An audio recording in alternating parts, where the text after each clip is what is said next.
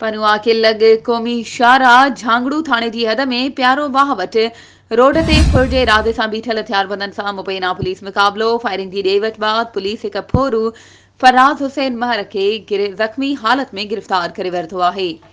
इन हवाले सां वधीक तफ़सील ॾेई रहियो आहे पनुआकिल मां CN न्यूज़ जो रिपोर्टर अयाज़ झंडीर। जी अयाज़, कहिड़ा तफ़सील आहिनि अव्हां वटि?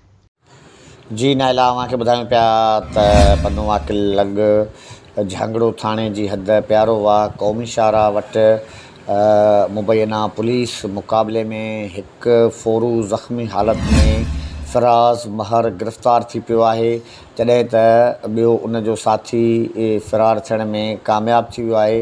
उन हवाले सां SSP सखर अमजद अली शेख दावा कंदे चयो आहे त झांगड़ो पुलिस फुर लुट जे इरादे सां प्यारो वाह लॻ क़ौमी शाहरा ते बीठल फोरू टोले सां पुलिस जो मुक़ाबिलो थी पियो। फायरिंग जे ॾे वठि बाद पुलिस मुबैना पुलिस मुक़ाबले में हिकु फोरू फ़राज़ महर खे ज़ख़्मी हालत में गिरफ़्तार करे उन वटां TT पिस्टल बरामद कयो आहे ऐं उन जा ॿिया साथी फ़रार थियण में कामयाबु थी विया आहिनि।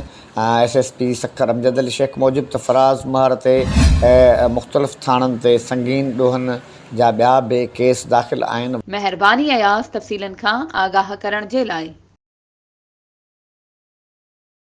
वधीक ख़बरुनि ऐं अपडेट्स जे लाइ असांजे चैनल खे सब्सक्राइब कयो ऐं हा, बेल आइकन खे प्रेस करणु न विसारिजो त जीअं असांजी हर नई अचण वारी वीडियो तव्हां ताईं पहुचे।